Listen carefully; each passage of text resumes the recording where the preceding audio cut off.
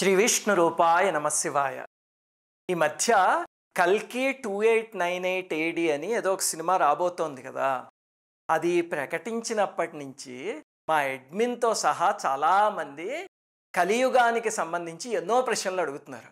మొట్టమొదటిది ఏమిటంటే, అదేమిటండి కలియుగం 4,32,000 సంవత్సరాలు అని పురాణాల్లో చెప్పారు అంటారు కదా. మరి ఇప్పుడు ఈ కల్కి రావడం ఏమిటి అంటే, కొంపదీసి కలియుగాంతం వచ్చేస్తోందా? ఇది జనాలకి ఎప్పటి నుంచో ఉన్న భయం. గతంలో అయితే ఒకసారి 31 డిసెంబర్ 1999న కలియుగాంతం అయిపోతుంది అని చెప్తే, అలాంటి పుస్తకాలు విపరీతంగా అమ్ముడుపోయి పాపం ఆ పుస్తకాలు పుచ్చుకుని డాబా పైకి ఎక్కి ఆ రోజు రాత్రి ఎక్కడి నుంచి వచ్చేస్తుందో ప్రళయం అని ఎదురు చూసిన అమాయకులు కూడా ఉన్నారు. ఏదో Y2K ప్రాబ్లం కోసం ఎదురు చూసినట్టు. అందుకని ఈ ప్రశ్న ఒకటి అడుగుతున్నారు. అలాగే కలియుగాంతం వస్తే ఏం జరుగుతుంది, అసలు కల్కి కథ ఏమిటి, కల్కి భగవానుడి కథ, శంబలు ఏమిటి, అలాంటివి ఎన్నో అడుగుతున్నారు. అవన్నీ ఎన్నో పురాణాల్లో నిక్షిప్తమైన రహస్యాలు. ముఖ్యంగా శంబలు అయితే అసలు ఇప్పటిదాకా ఎవ్వరూ చెప్పని రహస్యాలు ఎన్నో ఉన్నాయి. మొట్టమొదట మీరు అడిగిన మొదటి ప్రశ్న ఏమిటంటే, కలియుగాంతం వస్తుంది అని ఎలా తెలుస్తుంది అంటే, దానికి 20 లక్షణాలు చెప్పారు పురాణంలో. అవి ఏమిటో ఇప్పుడు చెప్తాను. ఆ 20 లక్షణాలు ముదిరిపోతే కలియుగం ముదిరిపోయినట్టే అని చెప్పారు. అందుకని మీరు పెన్ను పేపరు పుచ్చుకుని ఇప్పటికి ఎన్ని ముదిరాయి అనేది టిక్కులు పెట్టుకుంటూ ఉండండి 20లో, అప్పుడు మీకే అర్థమవుతుంది. ఇవన్నీ ఎక్కడున్నాయి అంటే, బ్రహ్మవైవర్త పురాణంలో, భాగవతంలో, విష్ణు పురాణంలో చాలా చోట్ల ఉన్నాయి ఇవి. సరే, ఇప్పుడు ఆ లక్షణాలు ఏమిటి?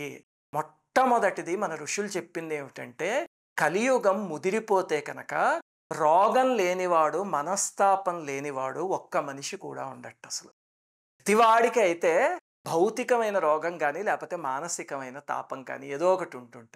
ఇప్పుడు అర్థమైందా ముదిరిందని? ఇంకా రెండవది, వస్తువుల రుచి తగ్గిపోతుంట. చూడండి, ఇప్పుడు కూడా మనకి కూరగాయలు కానీ బియ్యం కానీ వాటి రుచి గతంలో ఎలా ఉండేదో అలా ఉండట్లేదు ఇప్పుడు.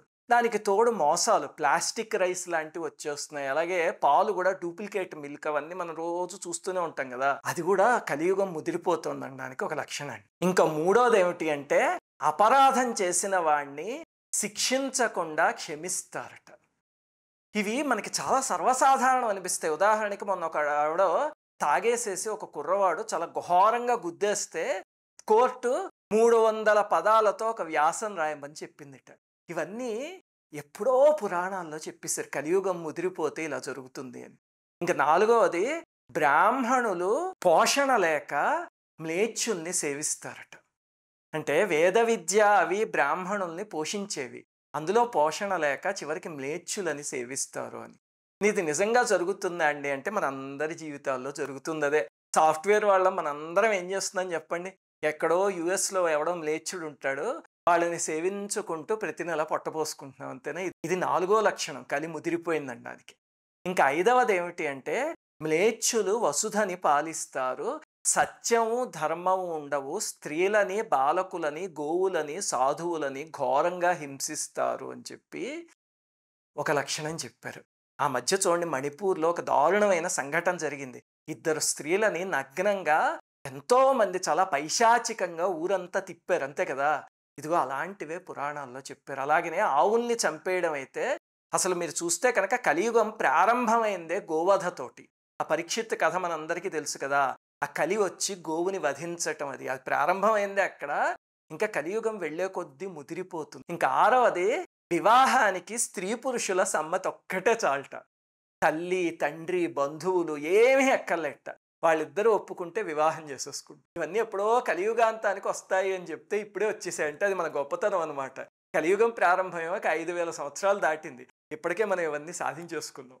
ఇంకా ఏడవది, పుత్రులు తల్లిదండ్రులని అష్టకష్టాలు పాలు చేసి రోడ్డుపైకి ఇడుస్తారు అని చెప్పారు. ఇది నేనేం చెప్పక్కర్లేదు, న్యూస్ పేపర్ చూసుకుంటే ప్రతిరోజు తెలుస్తుంది. ఇంకా ఎనిమిదవది, తినరానివన్నీ తింటారు, కన్ను ఎప్పుడు దోష దర్శనమే చేస్తూ ఉంటుంది, చెవి ఎప్పుడు వినకూడనివే వింటుంది, ఎవరినైనా తిడితే అలాంటివి వినడానికి ఆనందపడుతుంది, కన్ను ఎవరైనా పోట్లాడుకుంటుంటే అవి చూడటానికి ఆనందపడుతుంది, కోరికల కోసం తిరిగి నానా వ్యాధులు తెచ్చుకుంటారు అని చెప్పారు. ఇంకా తొమ్మిదవది, కంటికి కనబడిన దాన్నే ప్రామాణికం అంటారు అని. ఇది మీరు చూస్తే కనుక ఈ సైంటిఫిక్ టెంపరమెంట్ పెరిగిపోయాక ప్రతీది కూడా భగవత్ శక్తి అంటే, ఏది నాకు తీసుకొచ్చి దేవుడిని ఇక్కడ పెట్టి కూర్చోబెట్టు, నేను కెమెరాతో ఫోటోలు తీసుకున్నప్పుడు నమ్ముతాను అనే స్థితికి వచ్చేసారు. మనకి పురుష సూక్తంలో అంటారు, పాదోస్య విశ్వాభూతాని త్రిపాదస్య అమృతం దివి అని. అంటే మన సైన్స్ ఎంత కష్టపడి కనిపెట్టినా ఈ సృష్టిలో 1/4 మాత్రమే కనిపెట్టగలదు. అది కూడా వల్ల కాదు. ఆ మిగతా 3/4 మనకి కనబడని ప్రపంచం వేరే ఉంది అని చెప్పారు వేదంలో. అది తెలియక, అది తెలిసినా సరే తెలుసుకోవడం ఇష్టం లేక అన్నీ నా కంటికి కనబడితేనే నమ్ముతాను అంటారట. ఇది ఈ కలియుగానికి ముదిరిపోయిందనడానికి ఒక లక్షణం. తర్వాత 10వది ఏమిటి అంటే కుటుంబ వ్యవస్థ మొత్తం చిన్నాభిన్నమైపోయి స్త్రీ పురుషులిద్దరూ జారత్వం పైన అభిరుచి, అతిథి సేవ, దైవారాధన, పెద్దల పైన గౌరవం అవన్నీ వదిలేసి ఉన్నది ఒకటే ఒక్క జీవితం అంటూ ఎంతసేపు మత్తులోను శారీరక సుఖంలోనూ సమయాన్ని గడుపుతారు అని చెప్పారు. స్త్రీలు అక్రమ సంబంధాలు పెట్టుకుని ఆ జార పురుషుణ్ణి ఎక్కువ ప్రేమించి వాడి కోసమని కన్న బిడ్డలని కూడా కడతేరుస్తుంది తల్లి అని చెప్పారు. ఇవి చాలా బాధాకరం వింటే, కానీ న్యూస్ పేపర్లో ఇలాంటి అస్తమాను కనిపిస్తూ ఉంటాయి చూడండి. అలాగనే పురుషుడు కూడా మిత్రుడి భార్యతో సంభోగం చేయడం అలాంటివన్నీ చేస్తాడు అని రాశారు. ఇంకా 11వది విద్యార్థులకి గురువులు భయపడతారట. శిష్యులు ఆచార్యులని హింసిస్తారు. ఎంత బాధాకరం ఇది. ఇంకా 12వది పదవి కోసం, ధనం కోసం పాషండత్వాన్ని బలపరుస్తారట. పాషండము అంటే ఏమిటంటే వేద మార్గాన్ని, భగవంతుణ్ణి అవలంబించని మనుషులు కానీ, మతాలు కానీ ఉంటాయి కదా, వాళ్ళందరినీ పాషండులు అని పిలుస్తారు. సామాన్యంగా ఈ భరత భూమిలో సనాతన ధర్మాన్ని బలపరచాలి ఎవడైనా, కానీ పదవి కోసమో ధనం కోసమో అలాంటి పాషండులని బలపరుస్తారట. ఇది నేను చెప్పక్కలే, ఎలక్షన్స్ చూస్తే అందరికీ తెలుస్తాయి. ఇంకా 13వది ఏమిటంటే దోచేసిన వాళ్లే రాజులవుతారట. పాలకులే స్వార్థం కోసం ఉపద్రవాల్ని సృష్టించి ప్రజలని క్షోభలకి గురి చేస్తారట. చూడండి, ఇవన్నీ పురాణంలో ఎప్పుడో చెప్తే ఆ కాలం వాళ్ళకి ఏమిటి నిజంగా జరుగుతాయా అని బిచ్చేది. ఇప్పుడు జరుగుతూ ఉంటే కలి ఎంత ముదిరిపోయిందో తెలుస్తుంది. ఇంకా 14వది ఏమిటంటే రాజులు అనవసరపు పన్ను చేత ప్రజాభక్షకులవుతారు అని. ఇది మనం గమనించవచ్చు. ప్రజలకి ఎన్ని పన్నులంటే సంపాదించుకోగానే ఒక పన్ను, పోనీ అది బోలెడంత ఇచ్చేసి ఆ మిగతా డబ్బులనైనా ఉంచుకుందాం అంటే దాంతో ఏదైనా కొంటే పన్ను, ఒక స్థలం కొంటే పన్ను, ఇల్లు కట్టుకుంటే పన్ను, ఇంకా బ్యాంకులో వేసుకుంటే వచ్చిన దాని మీద మళ్ళీ పన్ను. అలాగా ప్రజాభక్షకులు అయిపోతారు అని చెప్పి ఇవన్నీ పురాణంలో చెప్పారు. చూడండి ఎంత రియలిస్టిక్గా ఉన్నాయో. ఇంకా 15వది ఏమిటంటే యజ్ఞయాగాదులు జరక్క ప్రకృతి క్షోభిస్తుందిట. పంటలు సకాలంలో పండవు, వర్షాలు వర్షింపవు, జలాశయాలు జలహీనాలైపోయి వృక్షాలు బలహీనాలైపోతాయి అని. ఈ సకాలంలో వర్షాలు కురవైతే ఈ సంవత్సరం ఎంత చూస్తున్నాం. ఇంకా బెంగళూరులో అయితే అసలు 25 సంవత్సరాల్లో ఎప్పుడు చూడనంత సార్ ఎంత ఘోరంగా ఉంది. ఇంకా 16వది సన్యాసులు గృహస్థ ధర్మానికి అనురక్తులయ్యి వితంతువులతో కలిసి సంతానాన్ని కంటారట. ఈ సెకండ్ పార్ట్ ఇంకా జరగలేదేమో, కానీ ఫస్ట్ పార్ట్ అయితే జరిగిపోయి అలాంటి వాళ్ళని పోలీసులు పట్టుకుందామంటే దేశాలు ఖండాలు కూడా వదిలేసి పారిపోయారు, మనకి తెలుసు కదా అది.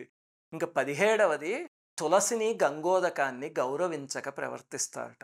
అదృష్టవశాత్తు అంతవరకు ఇంకా రాలేదు. తులసిని అవహేళన చేసేవాళ్ళు. నేను గతంలో మీకు తులసి మీద ఒక వీడియో చెప్తూ ఒక అమ్మాయి ఎంత ఘోరమైన పని చేసింది తులసితో అని చెప్పాను కదా. అలాంటివి కొంతమంది చేస్తున్నా, ఇంకా ఇది ముదర్లే. 18వది బ్రాహ్మణులు వేదవిహీనులయ్యి పూజలు, యజ్ఞాలు, వ్రతాలు అవన్నీ విడిచి కుతర్కాలతో కాలయాపన చేస్తారట. అంటే పూజల మీద, వ్రతాల మీద, వాటిల మీద కూడా కుతర్కాలు చేస్తారు. అలాగే ఉపనయనాది సంస్కారాలు, సంధ్యావందనం అవన్నీ వదిలేసి మద్యమాంసాల్ని విక్రయిస్తారు. ఇది ఇంకా అంత ముదిరిపోలేదు, కానీ ఇలాంటి లక్షణాలు అయితే కనిపిస్తున్నాయి. ఇంకా 19వది రాక్షసులకి శరీరం ఉండదు, ప్రతి మనిషిలోనూ గుణాల రూపంలోనూ మనస్సులోనూ రాక్షసులే ఉంటారు, జనాలు కిరాతకుల్లాగా ప్రవర్తిస్తారు అని చెప్పారు.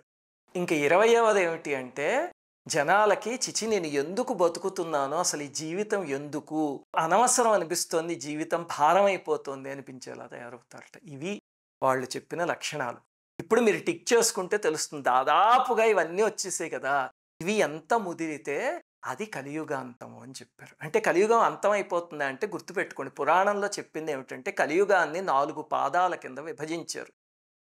అందులో మొట్టమొదటి పాదం చివరికి వచ్చేసరికి ఇవన్నీ జరుగుతాయట.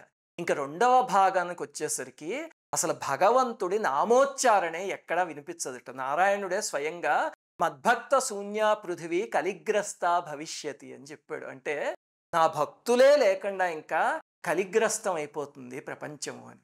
ఇంక మూడవ భాగానికి వచ్చేసరికి భగవంతుణ్ణి ఎలా ఆరాధించాలో కూడా మర్చిపోతారట. యజ్ఞం కానీ, స్వాహాకారం కానీ, ఓంకారం కానీ ఇవేవి భూమిపైన ఈ పదాలు అసలు వినిపించకుండా పుణ్యాత్ముడు అనే వాడు దొరకకుండా అయిపోతుంటారు. ఇంకా 7 సంవత్సరాలకే స్త్రీలు పిల్లల్ని కండం ప్రారంభిస్తారట. మూడవ భాగం వచ్చేసరికి కలియుగం.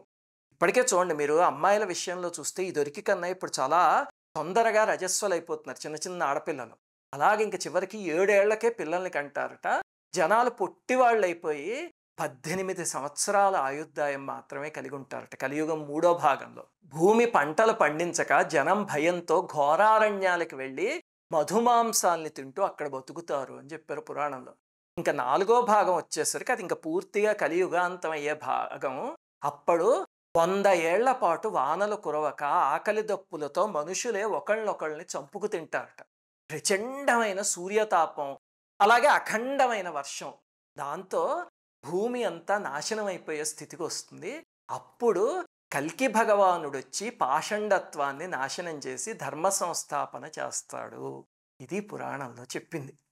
ఇప్పుడు అర్థమవుతోంది కదా, మొట్టమొదటి పాదంలోవి చాలా వరకు మనం సాధించేసుకున్నాం ఎంతో కష్టపడి. కానీ 2, 3, 4 పాదాల్లో జరిగేవి మాత్రం ఇంకా రాలేదు అంటే మన అందరి అదృష్టం. అందుకని కలియుగాంతం అనేది ఇంకా చాలా దూరం ఉంది. కాకపోతే ఈ బాధలన్నీ పడకుండా ఎలా తప్పించుకోవడం అండి అంటే దానికే పురాణంలో 3 తేలికైన మార్గాలు చెప్పారు. చాలా తేలికైనవి, మనకి తెలియక చెయ్యమంటే ఆ 3 చేస్తే కనుక కలి ప్రభావం లేకుండా తప్పించుకోవచ్చుట. ఏమిటండి అవి అంటే రాబోయే వీడియోలో చెప్పుకుందాం. శ్రీమాత్రే నమః. అందరికీ నమస్కారం. మన ఆధ్యాత్మిక వీడియోల్ని 3 ఛానల్స్గా విభజించాం. 3 ఛానల్స్కి సబ్స్క్రైబ్ చేసుకొని పక్కనే ఉన్న బెల్ ఐకాన్ని క్లిక్ చేయండి.